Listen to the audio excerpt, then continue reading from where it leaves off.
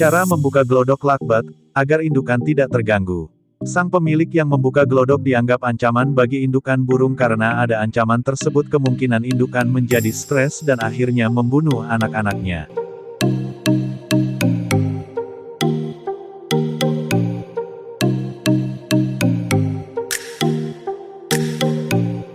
Namun sesuai pengalaman ada cara yang tepat agar saat kita membuka glodok, aktivitas itu tidak mengganggu indukan maupun biik yang ada di dalam glodok. Apa saja yang harus dilakukan? Mari kita simak bersama-sama.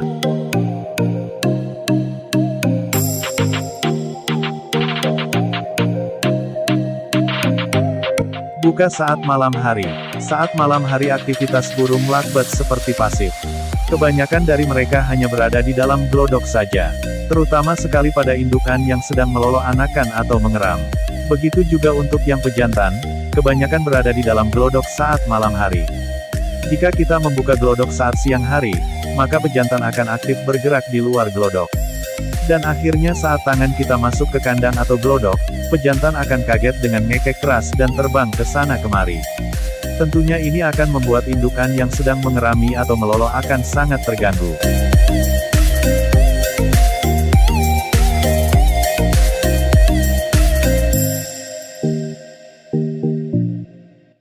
Siapkan senter dan matikan lampu. Agar kondisi benar-benar sepi dan tenang maka hal yang dilakukan selanjutnya adalah mematikan lampu.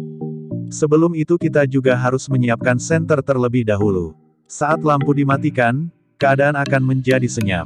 Ketenangan lakbat pun juga tidak akan terganggu. Untuk lampu senter kita nyalakan seperlunya saja agar juga tidak mengganggu lakbat yang sedang berada di luar glodok jika punya lakbat banyak.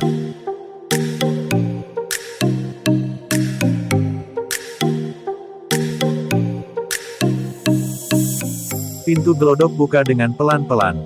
Hal yang mutlak dilakukan adalah kita selalu mengendap-endap agar lakbat tidak terganggu dengan kedatangan kita. Kita bisa membuka pintu glodok lakbat dengan pelan-pelan. Saat sudah terbuka, kita bisa menyorotkan senter ke dalam glodok. Dan kita akan bisa melihat keadaan di dalam glodok. Biasanya jika kita menyalakan lampu senter dan disorotkan ke dalam glodok dalam keadaan mati lampu, maka lakbat tidak akan terganggu.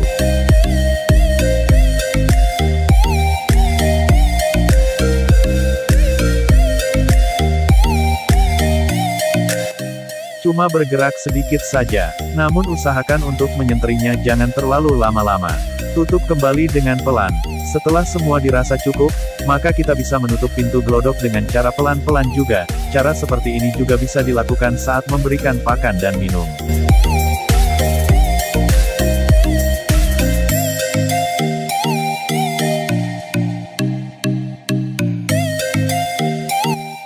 Semua itu bertujuan agar lakbat yang sensitif atau galak, kenyamanannya tidak akan terganggu.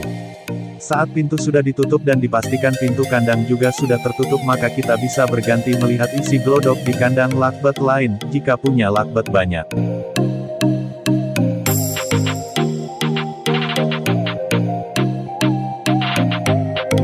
Jangan sering melakukannya. Dengan melakukan cara yang seperti ini, kini saya tidak merasa takut lagi kepada indukan yang galak dan sensitif. Namun juga perlu diingat untuk mencoba cara ini juga jangan terlalu sering. Seminggu sekali cukup untuk sekedar mengetahui ikan sudah bisa membuka matanya atau belum. Setelah itu, biasanya saya mencatatnya dalam lembaran buku hari dan tanggal. Agar kita masih bisa tetap memantau dari luar tanpa harus sering melihat isi glodok.